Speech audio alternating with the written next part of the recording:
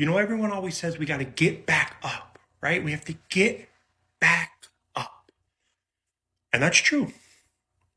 It's true. But sometimes we got to crawl before we can walk.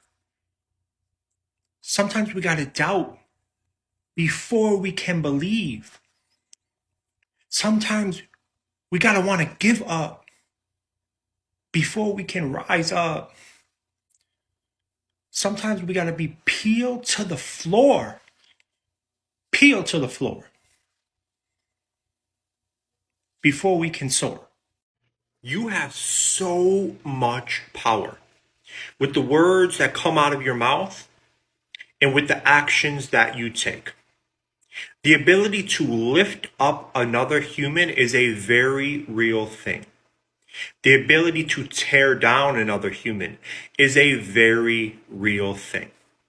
Every morning you wake up, you have a choice. In a world in which so many feel so tired, so maxed out, so broken, you have a choice how you are going to behave, how you are going to speak to other humans. Do you want to be a source of good, of kindness, of love?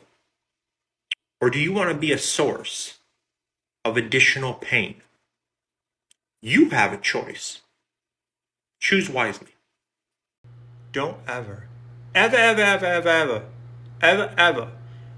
beg another human to love you. If you've done it in the past, you've done it in the past. We cannot go back and change the past.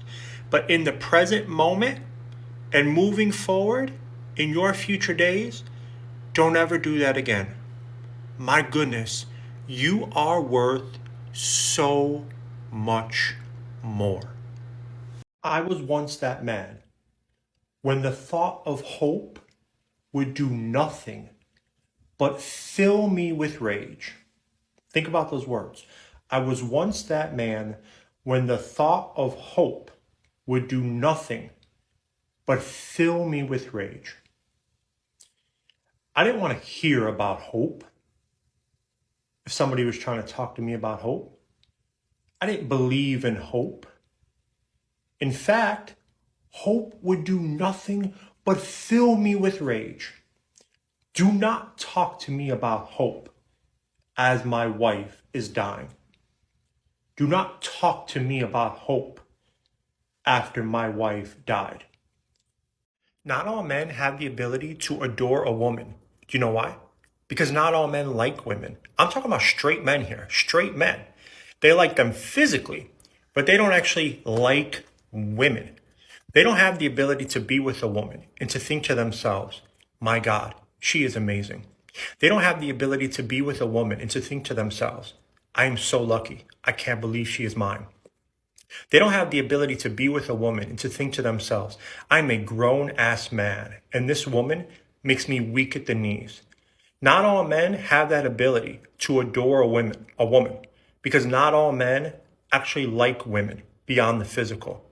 Wait for the one that does. Wait for the one that adores you. Wait for the one that has the ability to adore. When we take care of ourselves, mentally, emotionally, physically, and spiritually, we are better at absolutely everything. Everything. We are better parents. We are better partners. We are better neighbors. We are better friends. We're better employees, small business owners, coaches. We're better citizens. We are better to our fellow humans. Self-care is not selfish.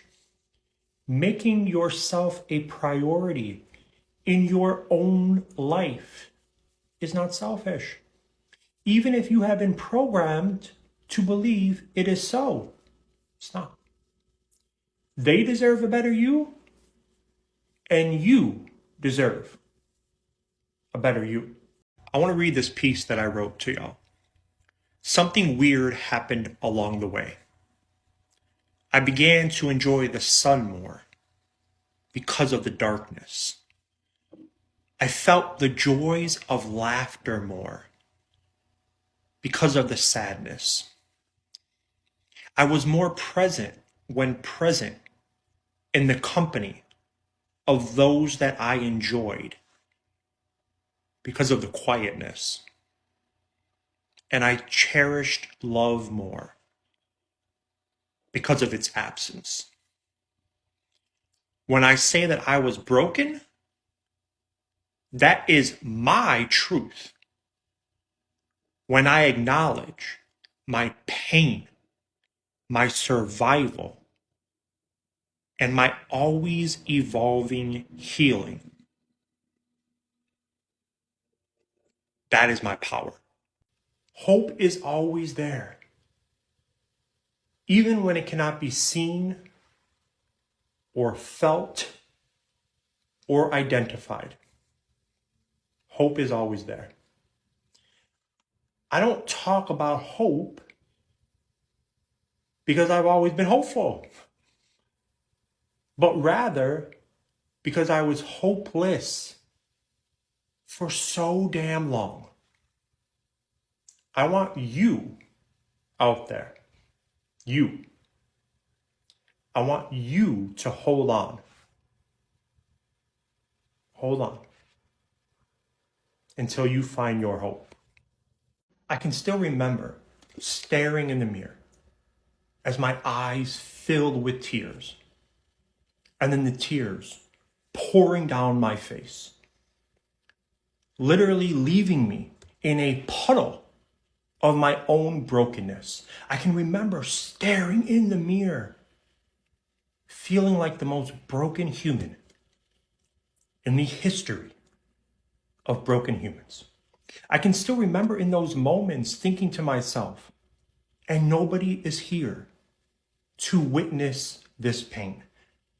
Thinking to myself, in a world of 7 billion people, nobody understands what I am currently enduring.